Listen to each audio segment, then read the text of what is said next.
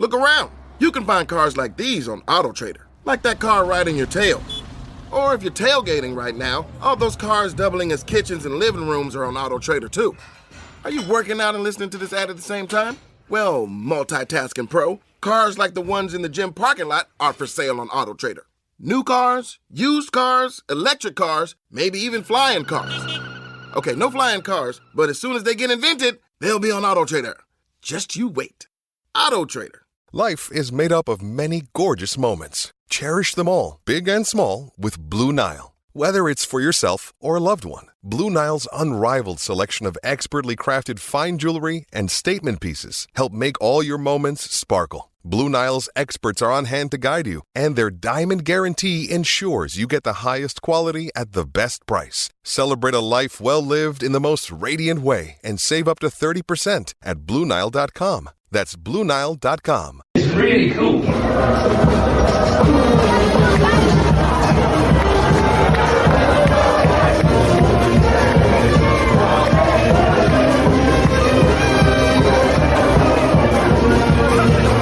Bonjour, hello, and welcome to the Rosbiff Rugby podcast, your one-stop shop for all things French rugby. The top 14, Pro Day de Nationale, towns, bars, cities, food and fans that make French rugby such a wonderful spectacle. And before we crack into all of that, I'm joined by Rob, who has gone neutral today, unless there is a French club logo on that T-shirt or maybe back of cap, but otherwise it looks like... Bonjour.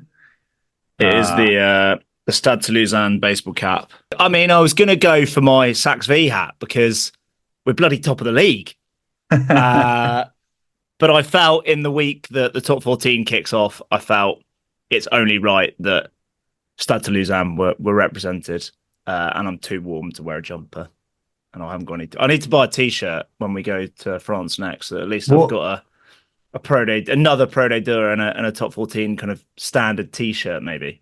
What you need is one of those sort of function shirts that they sell in the club shops, which, I don't know, kind of like a TM Lewin Oxford shirt with like a little embroidered badge. And they're usually about 120 euros. Yeah, they're kind of like, I imagine they're what you would wear if you are the maitre d' in the hospitality at the ground. Do you know what I mean? Like they're kind of you look like staff if you wear one.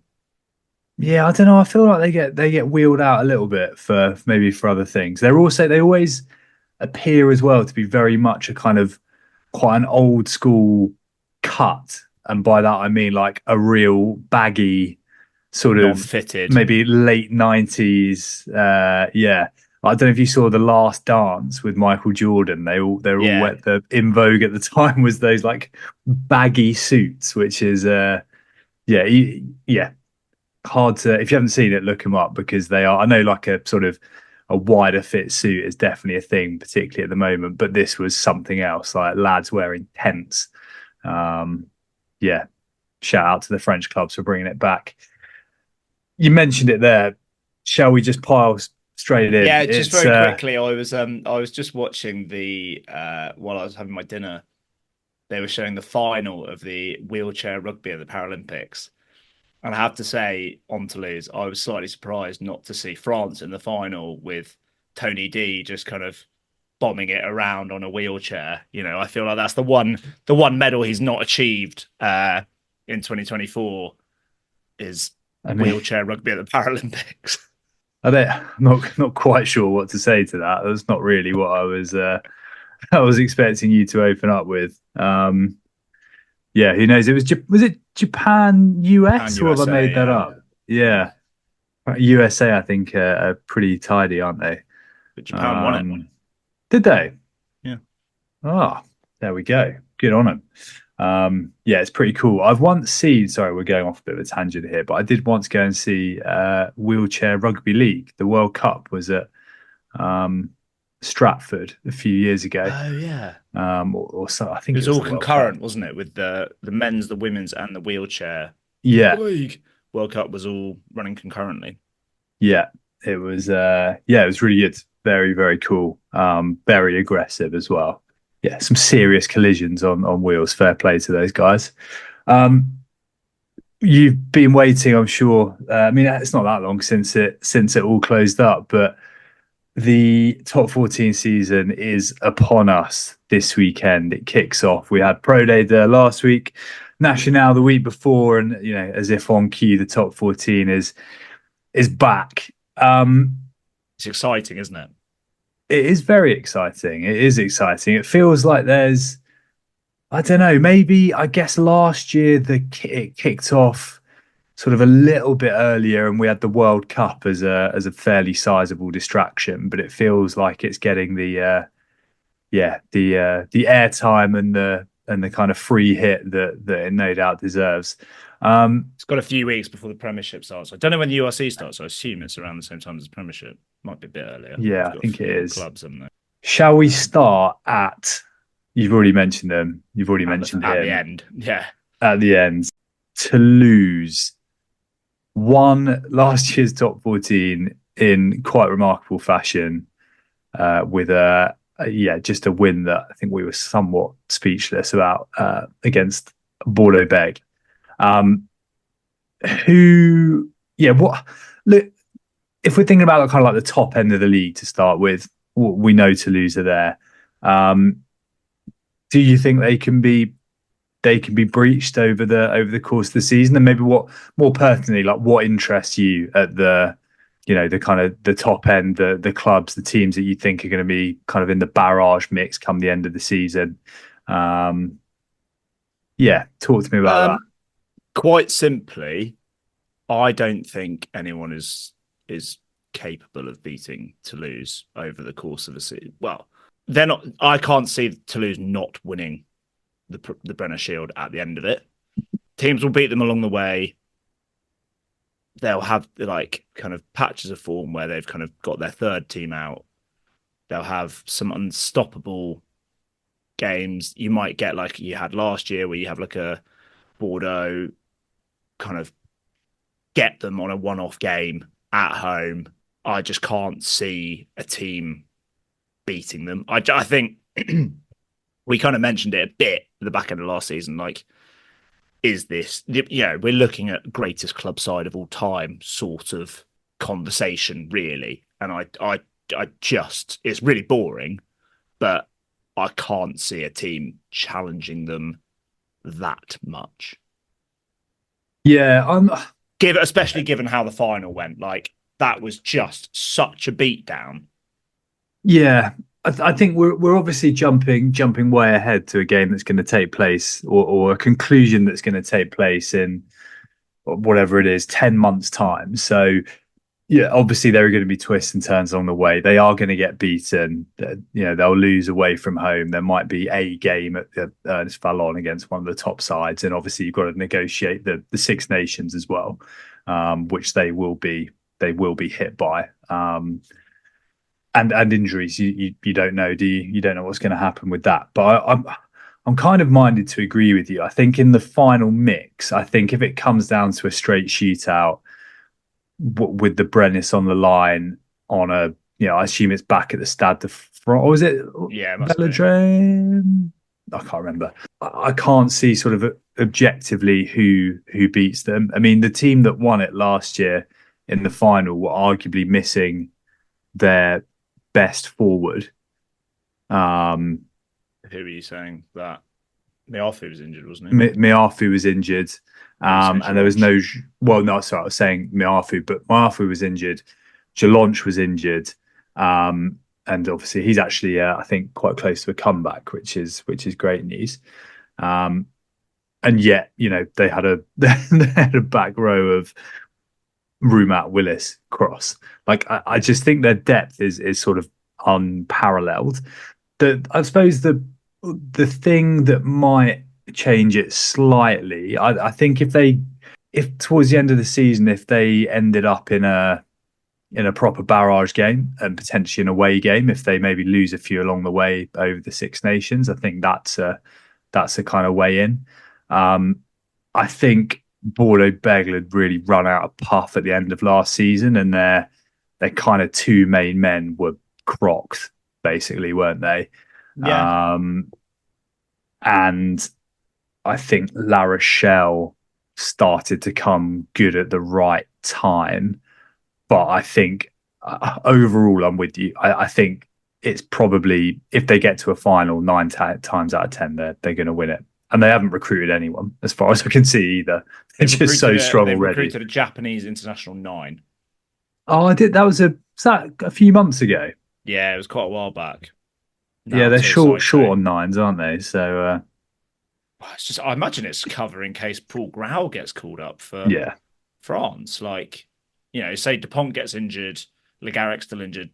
Maybe Grau gets called up, and then actually, because Baptiste Germain's gone as well, isn't he? So they are a little bit.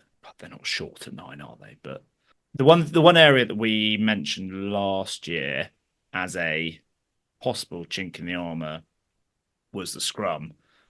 I was just like, I wonder if they've just having a look at their squad, like they got anyone coming through. It's like Nepo Laulala didn't play last year. You've got how many caps has he got for the All Blacks? 50 cap All Black prop. Just barely played last year through injury. 51 caps for the All Blacks.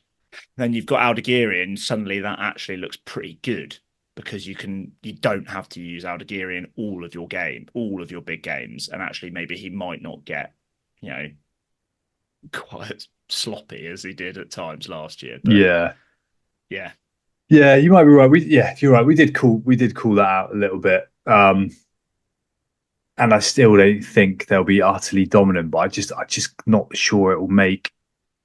Will it make that much of a difference? It might do. It might do against if there is a big shootout against a La Rochelle, or something like that. But yeah, I mean, I guess bottom line, we know Toulouse are unbelievable. What about some of the other sides at the top? Bordeaux have recruited pretty well, I'd say. I mean, there weren't too many holes in that squad, despite what happened to them in the final, which couldn't really have gone much worse. But so they've got some quite interesting pickups, haven't they?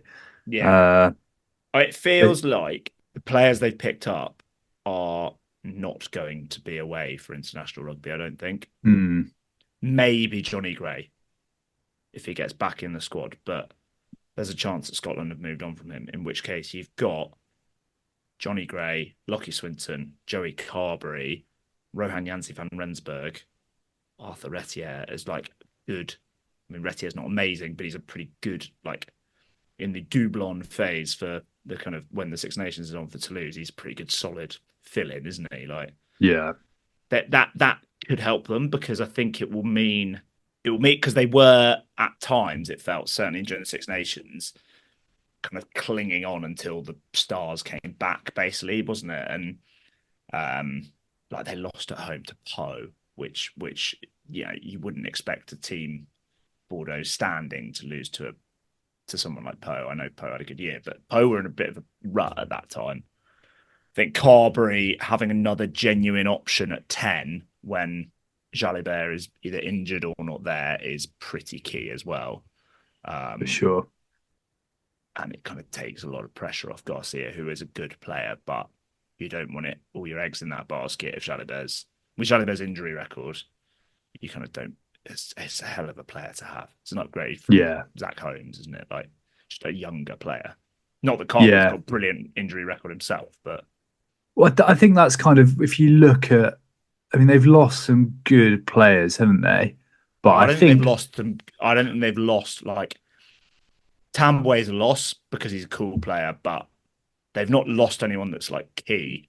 No, and I think they've, where I was going to get to with that is that I think they've lost some good players, but they've probably picked up something slightly better, maybe with the exception of Tambway, who has that proper X factor, albeit they often didn't play him. Retier, they might get a few more games, but you don't need Tambway if you've got Heno and BRBRA. No, you're probably right. Lose Kane Douglas, get Johnny Gray. That feels good. Thomas Yolmes has gone to Po, great lid, good player, but again, you'd probably rather have Gray. Yeah, it's interesting. I think you're getting Lockie Swinton. They feel as well. I mean, there's some quite big names in there. Just looking, Johnny Gray's only 30 as well, which baffles me. Surely He's been he's around 30, forever. Surely he's 30. So, but they all feel they feel like quite. I'm not going to say Moneyball because some of those blokes have got like 80 caps and have won doubles and things like that. But they seem like quite considered pieces of recruitment. Is probably how I'd phrase it. So yeah, I think Bordeaux looked good. Only player we mentioned him just then. Only player who's gone to La Rochelle is Kane Douglas. I think the thing that excites me about them is just on they Timo Mathieu, the guy from Biarritz, who was amazing in the game that we saw in January against Valence. He's the 8. Yeah, number 8. He's a really cool player. 22-year-old, plays 8. Oh, nice. That's quite a cool pickup. It'd be interesting to see how much he plays. Sorry, carry on with Kane Douglas. No, I like that a lot.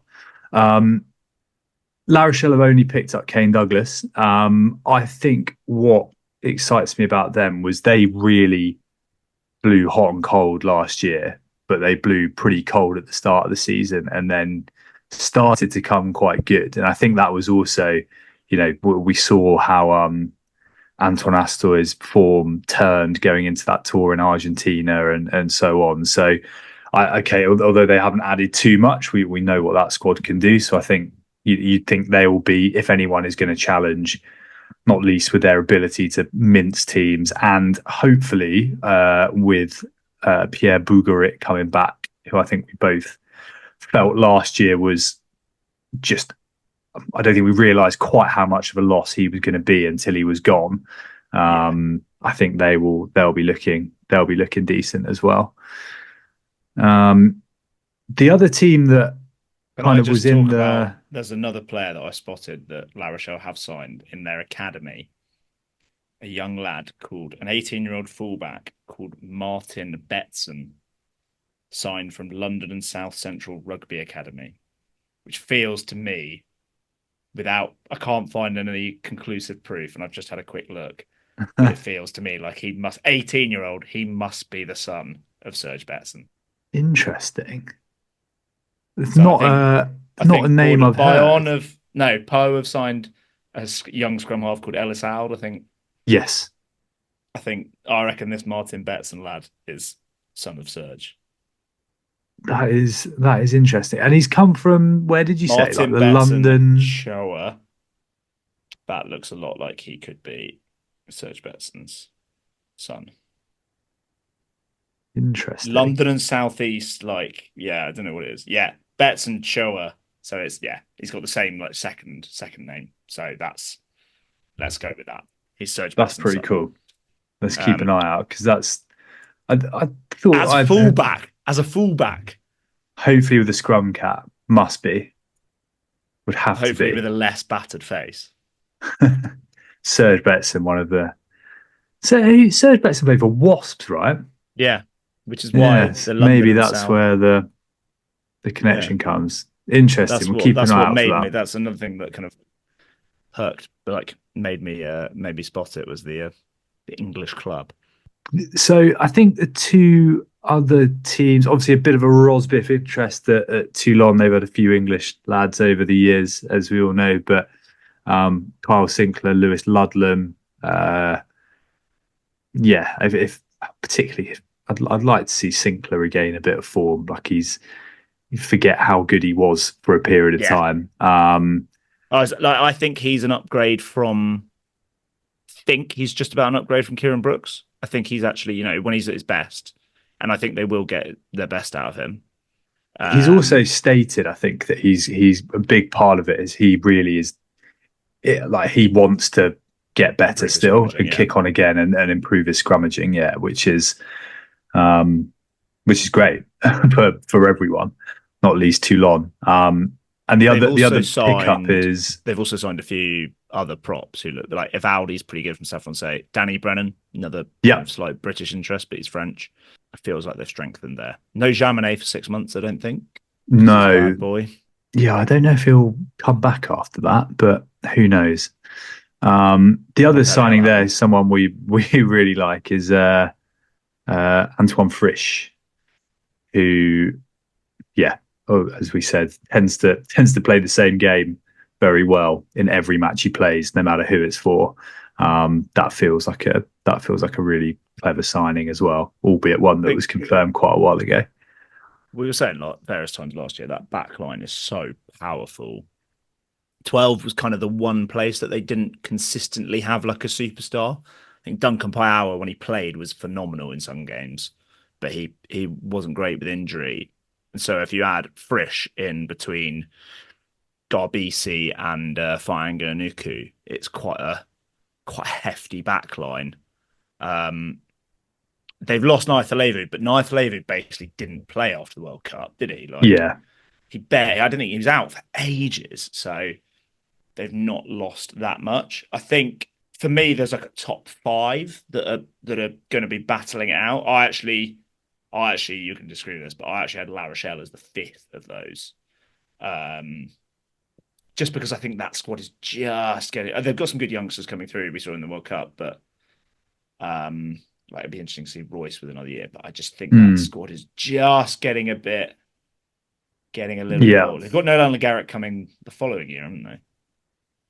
Yes, yeah. Which is quite cool. And rumours that they've been in discussions with Damien McKenzie. Yes, I saw that. Yeah, which would be pretty cool. Yeah.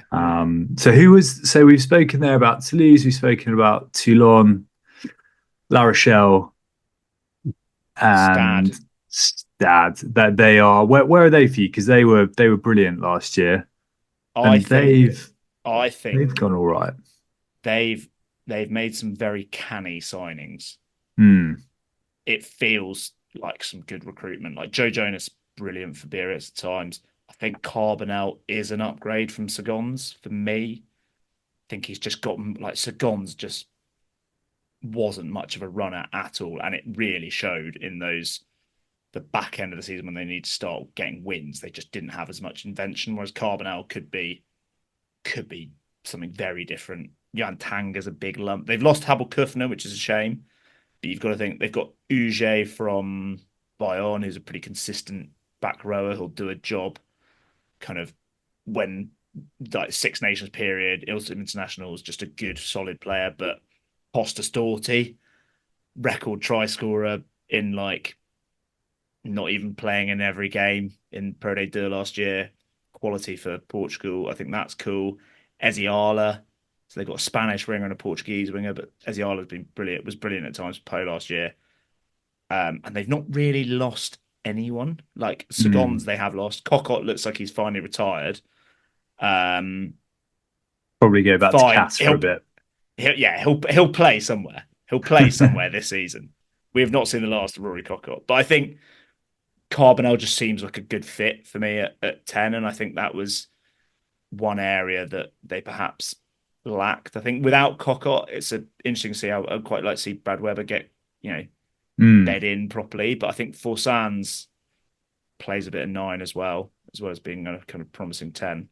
Yeah, I like the look of them, to be honest. I really like the look of them.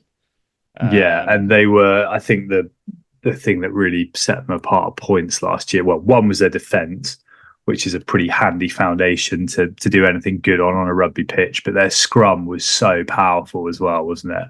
Yeah. And took some pretty big packs to the cleaners. And I think all of your kind of key men, your Alo Emils and what have you, have gone nowhere and aren't going anywhere anytime soon. Signed, Italian hooker as well, haven't they? Oh, Nicotera, yeah. From Benetton, yeah. They have. Vivaldi was good. He's a good prop. He's gone too long, but I think also with that defence, you've got another year of that cohesion in that defence. I think Ward and Marchant were brilliant last year, and I think I saw a thread on Twitter of someone trying to basically pick the Stade backline, and people were dead set on Barret and Etienne, but I'm still not convinced by Barret. I think give me Dakawanga. I hope Penny Dakawanga gets plenty of game time. I absolutely love him. Yeah, fair. Maybe just to round off that kind of the top, right at the top then. I think they came 6th last year. Well, they were up there. They were there and thereabouts. Was 6th. Racing. Where do you stand on Racing?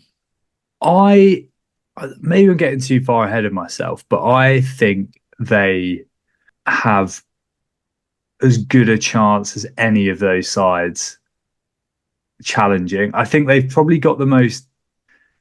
I think they've picked up some decent players for one. I think I know this is maybe blindingly obvious, but I think Owen Farrell, what more could a team that have had loads of stardust but never not pulled it together in recent years, like what more could you want than Owen Farrell to try and right that wrong? Yeah, the one thing they needed last year was, or the things they needed last year was direction and consistency. And I think when you think of direction and consistency in world rugby, I think Farrell is probably a man. It's hard to think of many people you'd choose over him in terms of giving that sort of guidance. And just a bit of bite as well. Because they don't have, whilst they have those kind of repeatable conditions of playing at home, they don't have that kind of cathedral type ground, do they? That play people really fear going to, and I think they maybe just need a little bit of gnarliness. No, I just think I think it's potentially like a completely transformative signing. And there's a couple of other like clever pickups in there, like Diamani's he's going to be player. Cool on that carpet. He could cause absolute carnage because he's like, I've not seen much of him, but you only ever hear of Diamani when he's like scoring a 50-meter try for the Storm. Yeah, it could be cool. Really like him. I think Sam James is a quality player. I think like any team in the top 14 would probably have him. Yeah.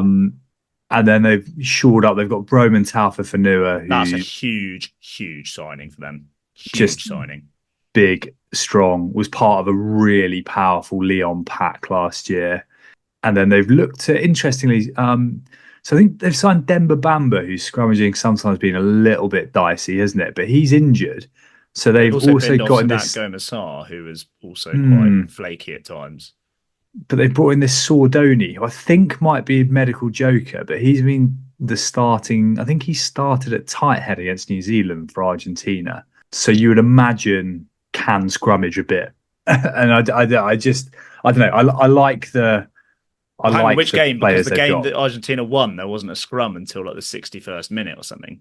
And then the week after, when there was loads of scrums, they got absolutely minced. So, it's probably the one they got minced in. But yeah, either way, he must be okay. Is what I'm saying.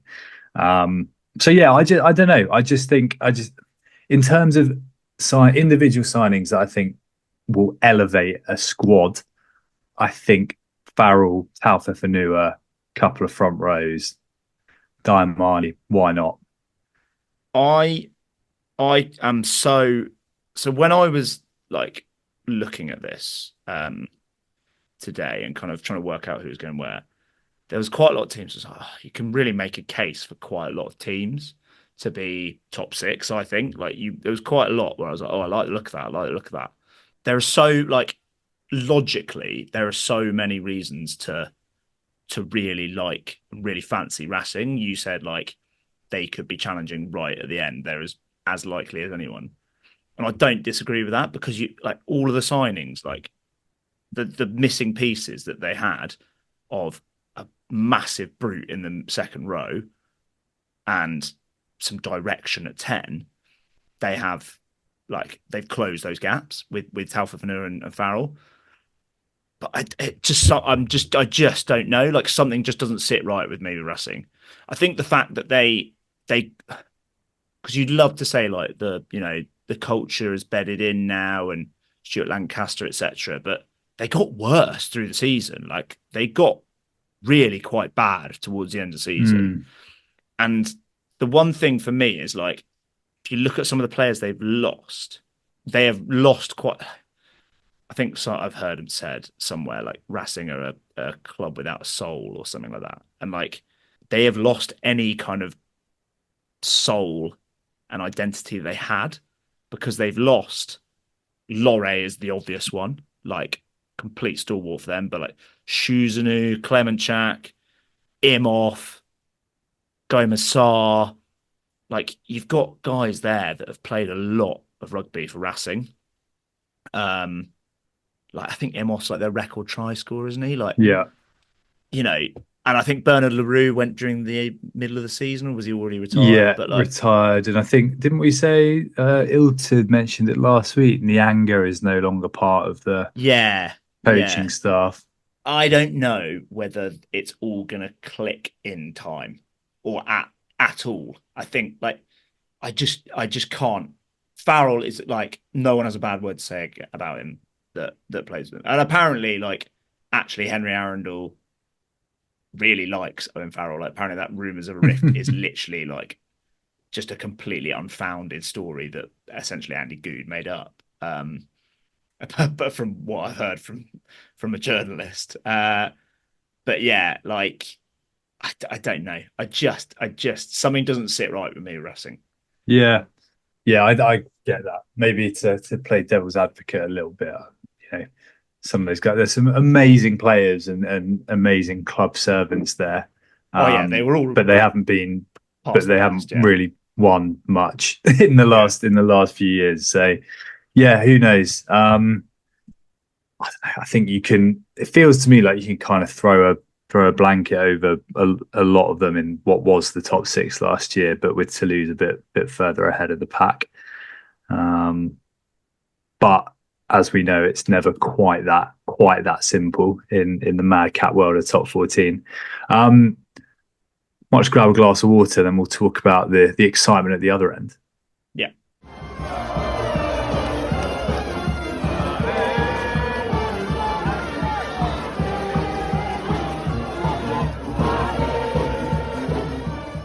Okay, we're back, refreshed. Just in that little interview, I was having a quick look. Our man Ilta Daffith was at the wheelchair rugby final as part of his Paralympics coverage. So yeah, pretty cool. We spent a bit of time then talking about Toulouse, Galacticos, arguably in the conversation with the greatest club side ever, most successful team in French rugby history. So if you're making your debut in the competition, who would you most want to come to town straight away? It's probably them. And that's what Van have got this Sunday night, which, like that, just as an aside, that feels like a ticket that I'd imagine there's been a few arguments over if there are a few like family season tickets, any spares going. And it feels like one that people maybe will tell the grandkids about in future years. Like, what a spectacle that's going to be. Yeah. Should say there are 4 games on Premier Sports this weekend in the top 14. So you've got both Sunday games, and I think you've got Bordeaux Stade on Saturday night. What a game to start off that, second v third.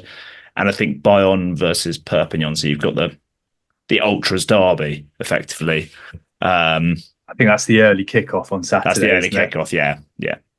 Nice. So you will be able to watch. Unfortunately, we won't be able to catch the kind of full pre-game atmosphere, hour and a half build-up outside the ground, which I imagine could be quite something. I wonder if Elgin will make it, as he kind of mentioned. But that's one that you just try and, if you're within a kind of 4-hour train, I reckon you get on that train and just linger, just because it could be really quite something, as you say, Rich. It's one for the history books for Van, and just such a historic moment for them and for Northwest France. Like, they've never had the Northwest has never had a top 14 team.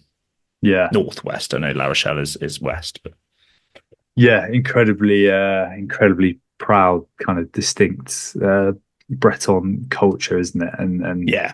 The more after our chat with Elgin Alderman, I've been looking into it a little bit. Is the kind of the history between the sort of Brittany and the Celts and so on. It's worth a little explore.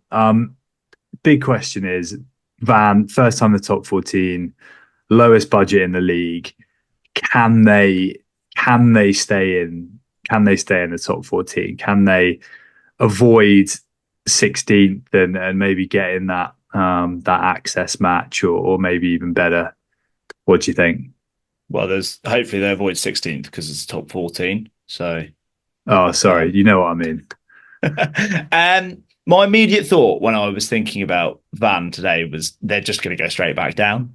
After that, I kind of then thought, the cohesion, they've had the same kind of coaching, they've kind of got a style of play, they've got a unique venue, they've got a unique fan set, they've got they've got a set of fans that can get a yellow turn to a red, as we found out from Zach Farrell. But just the kind of, as Owen played on back in the day, like when they first came up, like just the fact it's a bit of a ball ache to get to from quite a lot of places, with the kind of fans.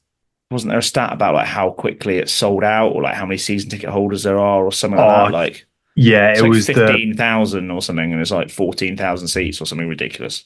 I think that's about the capacity, maybe like 12, 13,000, but it was the demand for season tickets. They were sort of, 3 times oversubscribed, basically.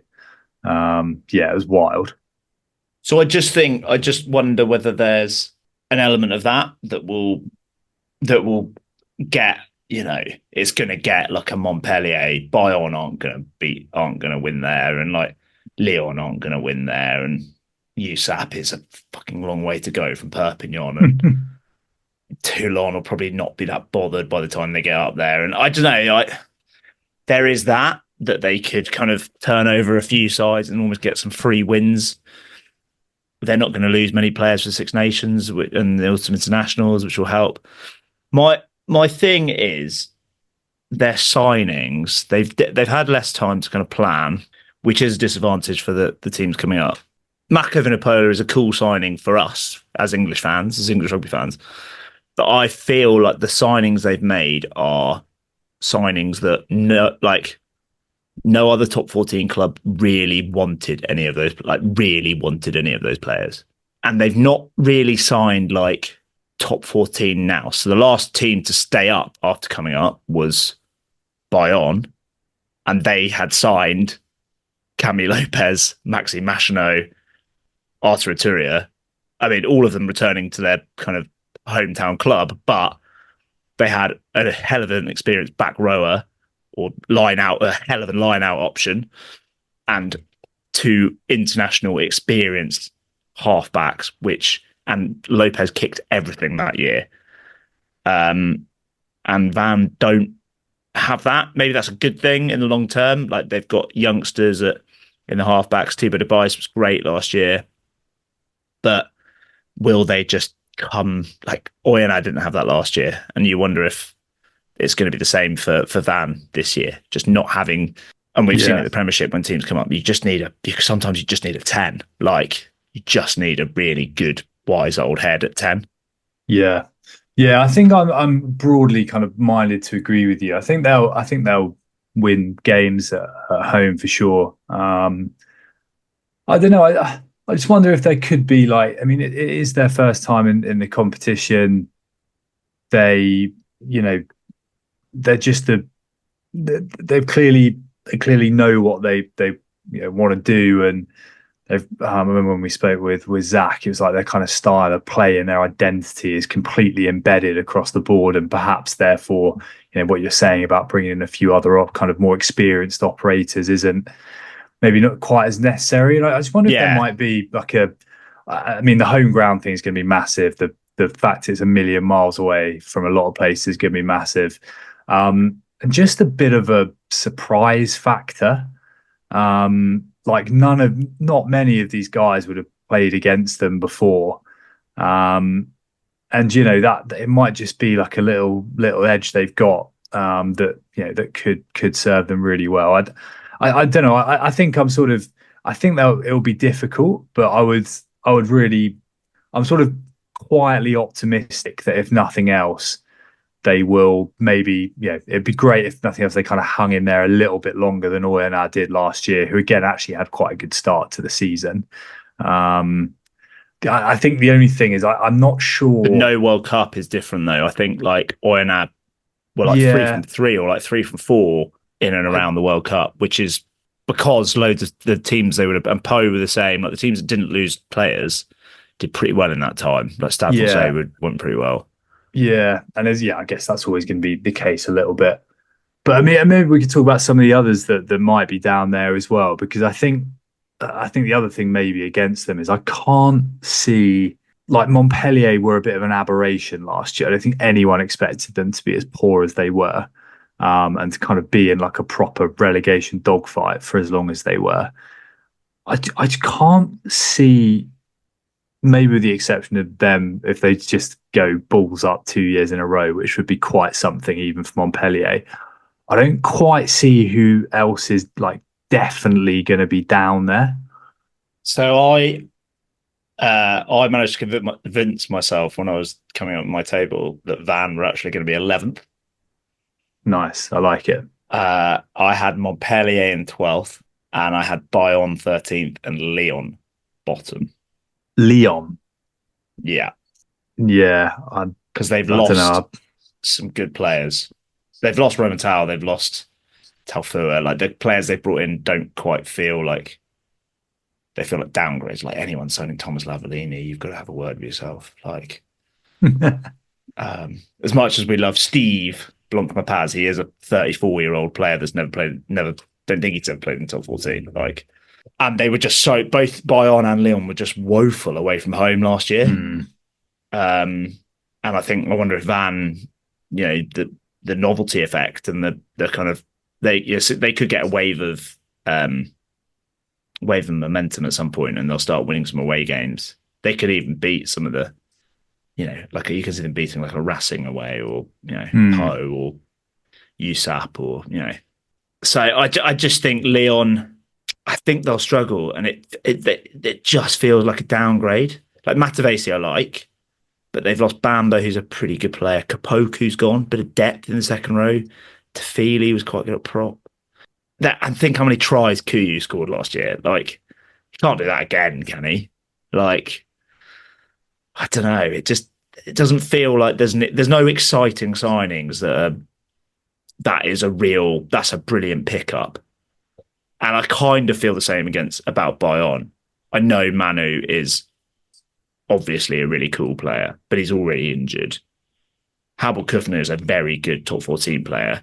Germain is quite good as a kind of 9, kind of coming through the ranks, because they've got 2 very old 9s if Germain ends up playing 9. But they've also lost a lot of players that played a lot of games for them, like Sate and Lindekar and Doligaray and Uge, Baget, like on the wing. Like, they've not replaced Remy Baget, who was a brilliant, like, week in, week out top 14 player. Are they going to have a bit of an issue with Lopez and Sagons? Is Sagons, is he just going to usurp Lopez? Is Lopez going to play? Like, I don't know. And both of them, both Lyon and Bayonne, the away record was just so bad last year. Like, Lyon got 1 point, 1 bonus point away from home last year. Yeah, it's impressive going. I mean, I think it is so. I don't know. I'm not quite as catastrophic about Lyon as you are. I think they were powerful at points last year. I think they've lost a few. They've lost a lot of that power. Yeah, but I don't know if they've. I don't know. I don't think it's quite as critical as you're saying here. I don't think they're going to come bottom. I really don't. Who then? So I think we know that. I think Van are going to be scrapping it out. I'd love to see them come 11th, but I'm not sure about that. Who of the kind of rest then do you think is best placed? Can I also say in that relegation battle, I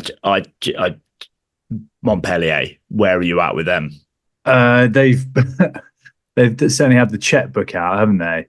Well, have they? Because who's signing some of those guys? Like, who is signing Stuart Hogg? Who is signing Wilfred Ungpatan? Who's signing Mohamed Awas? Like, they've got I think they've genuinely got 5 blokes with criminal charges in their squad, if you include Billy and Chalarow.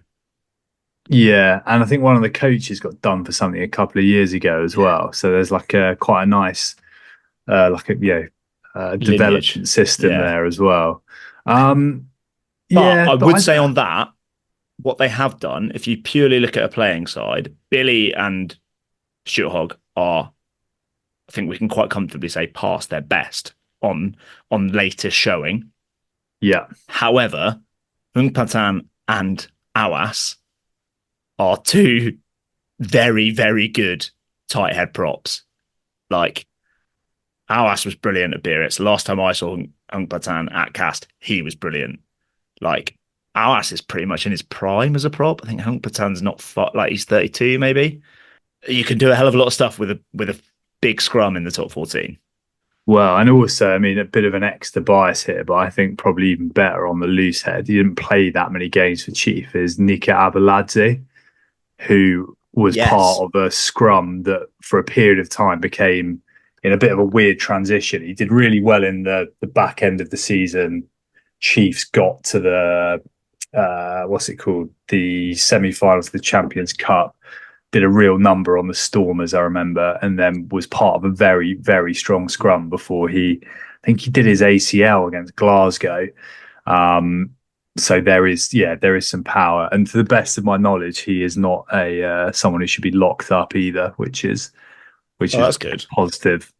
So yeah, I mean, as you say, that's going to help. I just feel with the quality across the squad, like, can it go as wrong this year? And maybe it can, but you would think at the very least they should find a way to get themselves clear of the kind of drop zone. They're not going to have Rhinak for a few weeks, are they? No, but I think there's so much turnover. You've just got no idea. Like, looking at some of the players that went during the season last year, you basically had a full international 15 that left. Like, like you said, like when they lost to Aurillac in pre-season, you're like, well, they're going to win. That means they're going to win the top 14. Like, they could do, for all we know. Like, I just think it's just so mad. It is really mad at the moment. I think it could be. Can you imagine wanting to be? I just wouldn't want to be a player in that squad. And I think that subconscious, like, if you compare that to being at Van, where it's all like community and identity, and you've been with your mates for 5 years and all that, like, it's just, that is the sort of edge that can make a difference in professional rugby. Yeah, you could be right. I'm just looking at the players that not just left in the off season, but who left during the season as well. It's like Garbisi, Tolafua, Tuanufua. I nearly nailed that. Tuanukuafe. There's a Mula Pola, Darcy Henry Ray, Thomas. Elliot Stuke. Yeah, madness. There we go. We need to get this thing moving then. So maybe to find out who do you think of there's a few sides we haven't touched on, and without maybe going through each of them with a fine tooth comb, who do you think could kind of breach the barrage places this year that maybe just fell outside? Because it was really tight in the end, wasn't it? That kind of 5th and 6th place down. Who do you fancy to maybe give it a nudge? Team I have in 6th is USAP. Okay. But I think Claremont will be pretty close. Yeah. But I also really like Cast. Yeah. I think Poe, as much as I love them, I'm not holding that much hope. I think other teams are just stronger. Like, I think Poe have recruited really well, but other teams are stronger. I think USAP have recruited really well. And there was so much positivity at the back end of last season. They had a really kind of flair. Like, some of the play they like, some of the rugby they were playing was brilliant.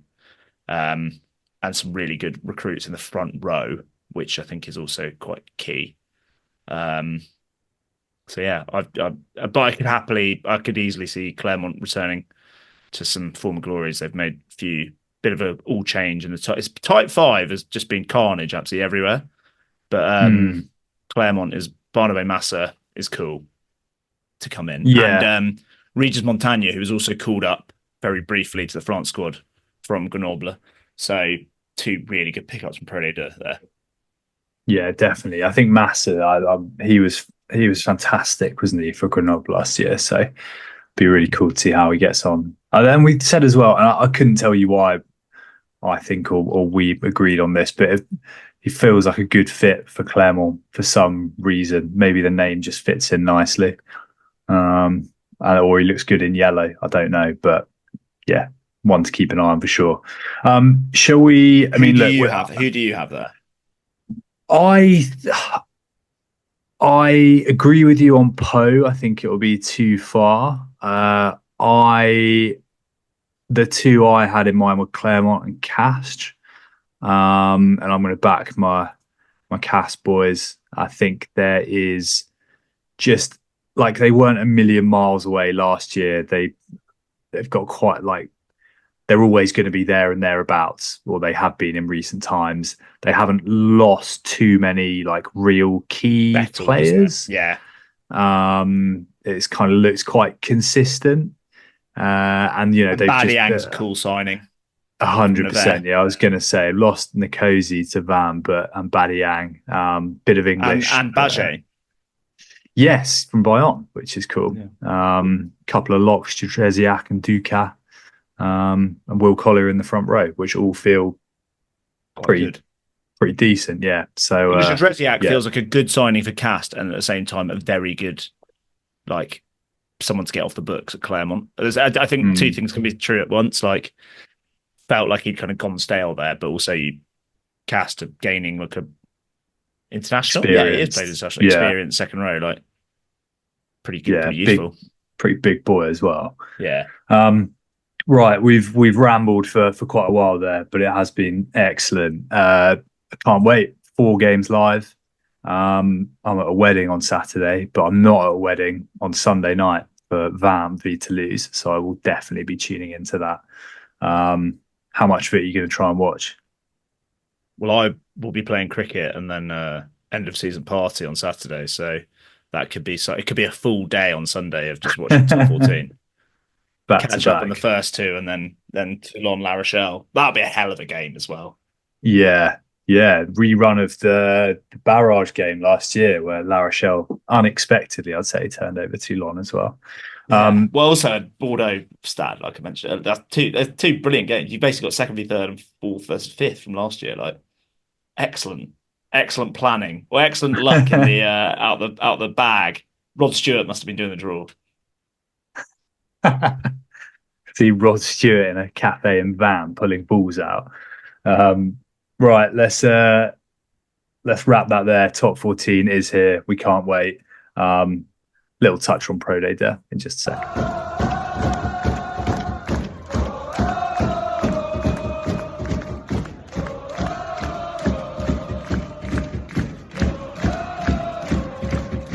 Righto, we're probably running a little bit short on time. It's certainly dark outside.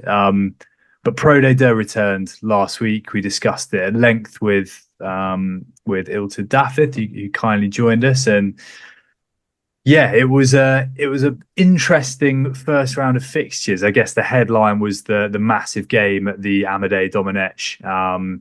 Brive. Don't know what you're on about, mate. The headline is Sax V being top of the league, mate. Top of the tree, winning away in Aurillac. No one does that. The headline, Montpellier certainly didn't a few weeks ago. Yeah, exactly. Okay, so other than Soya, our beloved Soya Angoulême, Brive were excellent, incredibly powerful. Pack looks massive. And actually the big performance, I don't know if you caught, there were a few little compilations of his performance, but Kerwin Bosch at 10 had a bit of a day out. Really? He was doing everything. Very, very cool. So yeah, good start for Brive. I guess, you say the big news is Soya Angoulême winning away at Aurillac, but it's probably the domination of the away teams. I can't think of a round where 4 teams have won away. And in 2 of the wins for the home sides, I think Biarritz held out against Valence Roman by 2 points, and Argennes were within 4 minutes of beating much fancied Provence, were it not for the abiding genius of one Jimmy Gopperth, who I think scored the winning try. What edition is he now? Is he Jimmy 502 or is he Jimmy 503? I don't know what he is. I think he's 502, maybe 503. He came off the bench to win it for Provence. And the other, actually, which maybe snuck on not snuck on the radar massively, Béziers won at Stade Niçois on Nice's debut by 4 points, which that was one we both got wrong. By all accounts, I think Nice were okay. I think they missed a few kicks at goal as well. The one that snuck under that I don't think either of us fancied was Colomiers beating Mont-de-Marsan away, which is a massive result, because I certainly fancied Mont-de-Marsan. They've kind of been up there and thereabouts in recent times. And Colomiers, bit of a, as we said, can sometimes feel a little bit treading water. I think they've had quite a high turnover of players as well. So that's an amazing start to the season for them. Yeah, I think I feel pretty comfortable about. I know we didn't do that well on the actual game predictions. I feel pretty comfortable about my overall table predictions. I think promising signs from Argent, and I'd back them. I think Grenoble going to continue their good form. Béziers, I think that's a pretty good sign to win away at Nice. And yeah, I think we kind of all know that Brive are going to be a bit more powerful this year. And I also backed Saxe-V. I said they're on the rise, and Saxe-V are on the rise. Maybe they are the surprise package this year of the. I don't want to speak too soon, but Johnny May hasn't scored a try yet. So they did score one unbelievable try. The one I've not seen much Pro Day do, but this weekend. But there was one unbelievable try from Saxe-V. They scored a couple. There was a lovely kind of length to the field move. There was one from a little chip kick from Botka. And there was another one which was pretty tight, so it was kind of pretty close in, but Botka's given one of those like no look kind of passes at the line, and it just looks delightful. So yeah, I'm with you on that. I think, well, after 1 week, it appears to be roughly going to form.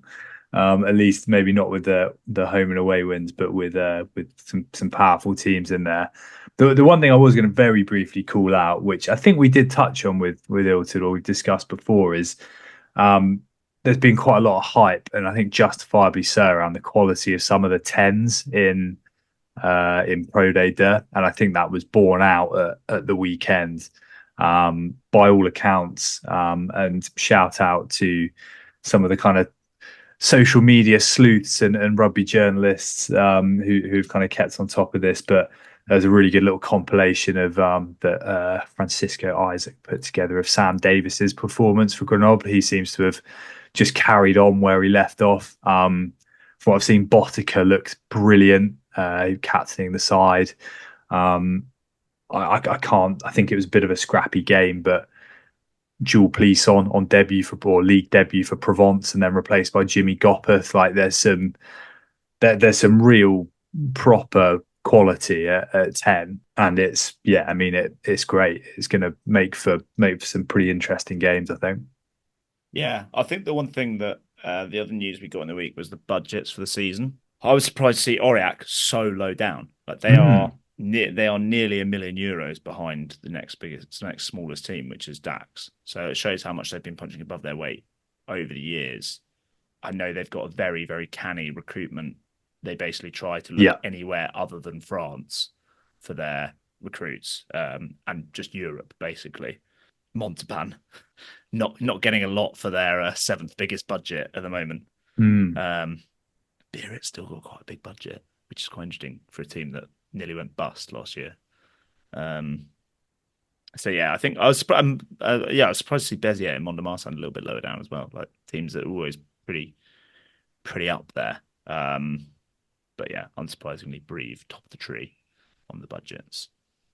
So we've there's so many early day games to come. There's some this weekend is a big one, mate.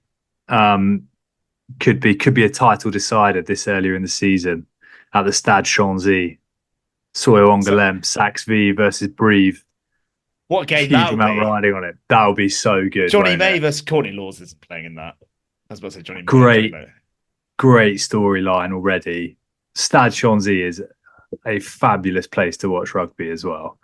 If anyone gets a chance to go, it's just great fun. And great merguez sausage as well. for those who are into that kind of thing. You could have quite a few teams this week that are 0 from 2, which suddenly all look like very quickly, because it's kind of you win 50% of your games. If you're 0 from 2, you're suddenly up against it. I don't know. That feels quite drastic to be like, well, if Aurillac and Nevers don't win, like, you know, yeah, that could be bit of a local derby. Or Nevers, both in the middle of nowhere. yeah, roughly speaking. But that does, you mentioned it there. So I assume Brive have the highest budget in the league, right? Yeah, they do. So when we go out there in 3 weeks' time, we will be seeing what in theory should be incredibly one-sided affair. Brive Aurillac. They have more than 3 times their budget, according to Rugby Rama. €17 versus €5.5 million. 17 million euros. Wow. I mean, it just screams massive upset. Yeah. And some sort of riot. There is also another massive game on Friday, Grenoble hosting Provence, which is a big game. Those are the 2 powerful packs coming up against each other. So can both teams lose to kind of cause an upset? Like that's the only thing Pro Day hasn't done yet. Just, you know, an abandonment or something like that. Well, the winner of that game is actually Montauban. So okay. Yeah, well, I mean, something's going to happen. I haven't seen Pro Day Day. They usually that compilation day at the end of every round of kind of weird goings on, which is where we saw the Rouen Barber. Haven't seen that yet, but we'll be sure to fire it up. But either way, Pro Day Day has got off to a suitably kind of mad and brilliant start, and we can't wait for what's to come. A quick nod to Nationale, a couple of interesting results from the weekend. So the top 2 of the top 3 from last year, I think Albi beat Narbonne. Still no Tangeli Nairavoro on the wing for Narbonne just yet. I don't think he's played, much to the delight, I'm sure, of Albi at the weekend. Chambéry beat Massy.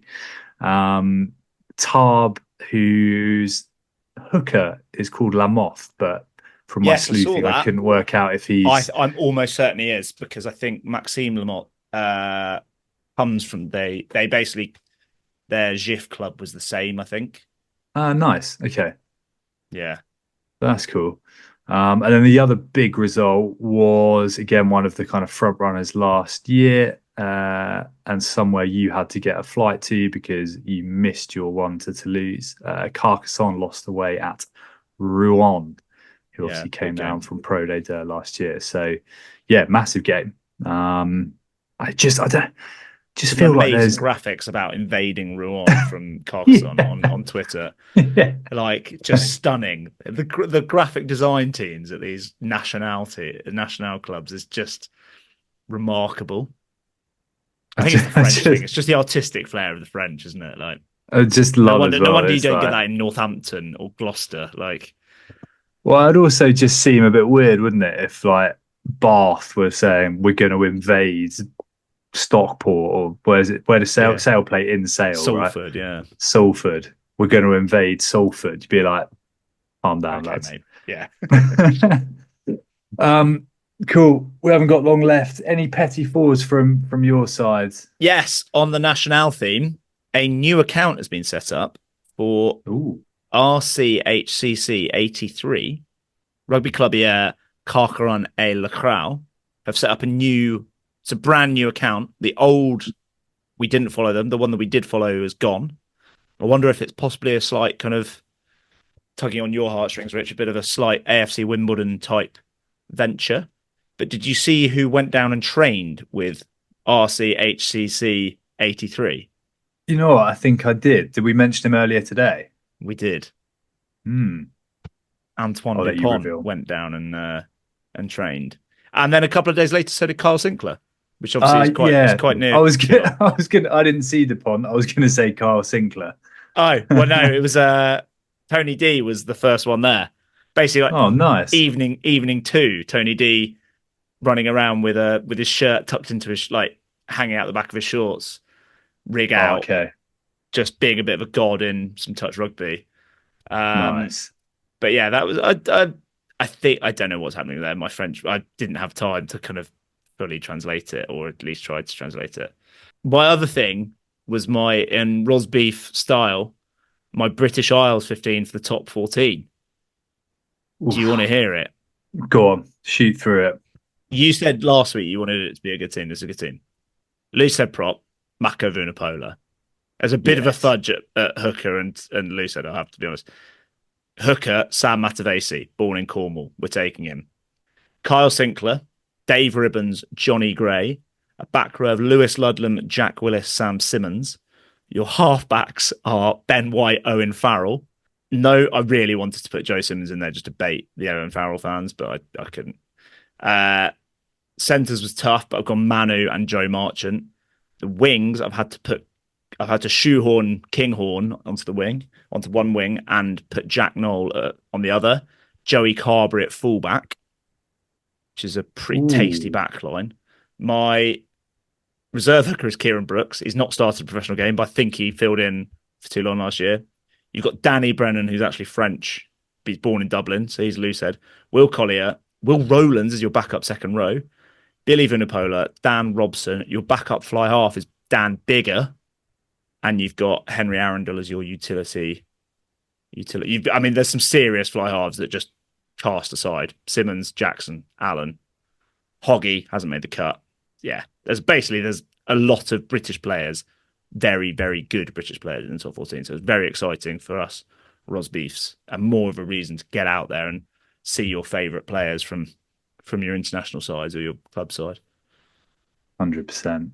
Not too much on the Petit-Fours from me this week. All I would say is that I think now every team has released their kits for the season. Stade Francais dropped a couple of absolute beauts today, as you'd expect. Yeah.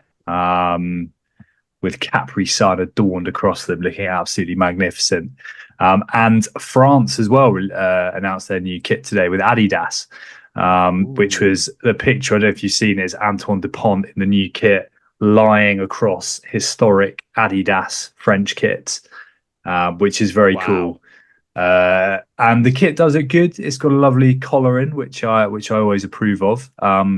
But all the kits he's lying on look better. So the big question is, has it got the Adidas 3 stripe in tricolor? Because that is not in tricolor. I don't think that is the one, isn't it?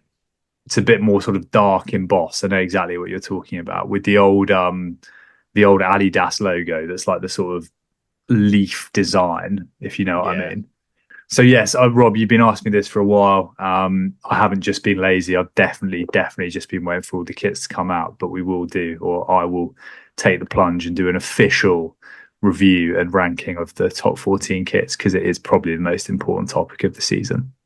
I would say that the Toulon must get kind of bumped up just for having the best model, because Charles Oliver in a white kit was just, that's just stick him on the cover of a magazine, every magazine.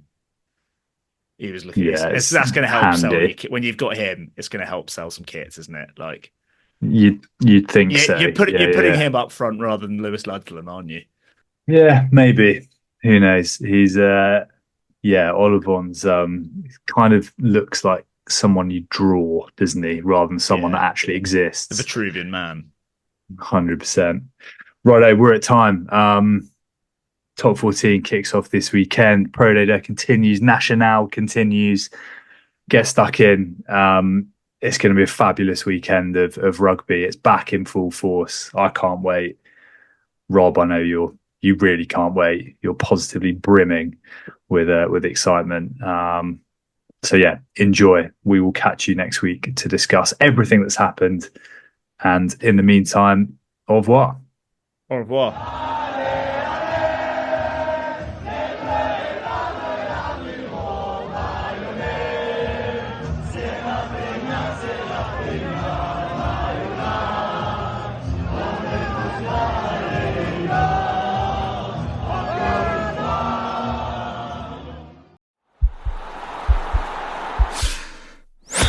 This podcast is part of the Sports Social Podcast Network.